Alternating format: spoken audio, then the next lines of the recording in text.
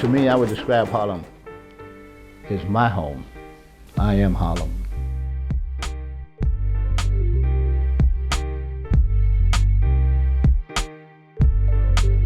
I can't even explain it, but there's definitely an energy here in Harlem. As a Black person, I've never felt it anywhere else. There's this heartbeat underneath the concrete of Harlem that you kind of feel. There's a thump, thump, thump. And I think people feel it across the country. That's what they come here for. That's what they come to sit in the Apollo for. That's what they come to have soul food for. It's close to you. It's like that Sunday dinner that your mother cooks.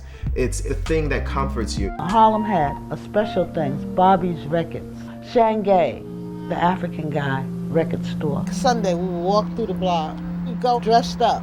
It was like our downtown. And we took pride in it that we were going to 125th Street. We thought that was big time. The neighborhood that I live in now, it has completely changed.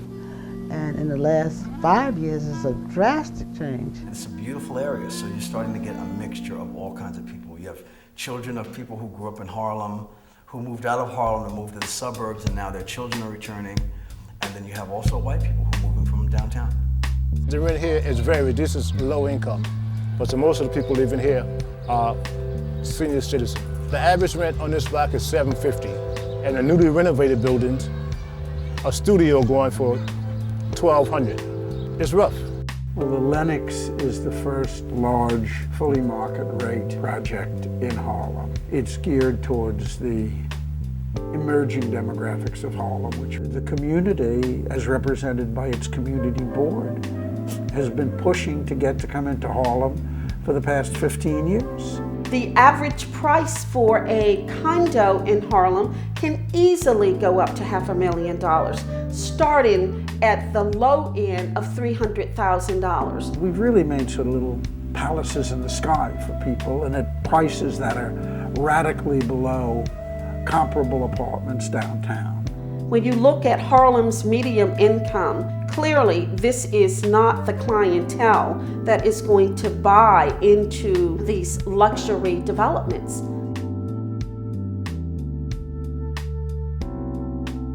It was so sad to see a once beautiful community just deteriorate right in front of your eyes. We had landlords that would set their buildings on fire just for the money. You have redlining of banks not willing to give monies to people in the community to invest in those properties. The redlining that went on in Harlem was based on class and race. It was at a time that nothing was forthcoming from our elected officials. I was working on the whole concept of providing tax incentives for people to go into depressed areas and to make the investments. That was one of the first orders of business when Bill Clinton took office. In 1992, I came to Harlem and I said, if you vote for me, I'll turn this economy around. I'll create empowerment zones for poor communities that have been left behind. Keep all of strong. Keep all of strong. Keep all of black. $600 million in private investment later, record amounts of investment, new housing, new transportation. I think I kept my word to Harlem. Only large companies can afford 125th. We would lose our small business base. What is a community when we lose our small businesses? And when we lose the commercial harbor community, then what is Harlem? When the new residential units are all luxury housing, what is to distinguish the Upper East Side, the Upper West Side from Harlem? Let's be clear that 125th Street today is already not being optimally used under its current zoning. It's a shame that you all can sit here and tell us that you're going to put skyscrapers where women have no use for it, where we cannot do anything. We have kept this community together.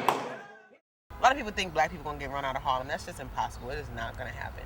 My attitude towards Harlem is optimistic. I love the growth. I love the rebuilding, looking at the new homes, and I see its growth. And you have to choose to be a part of the growth. I think it'll just be burgeoning again. I actually think we'll see more black businesses, believe it or not.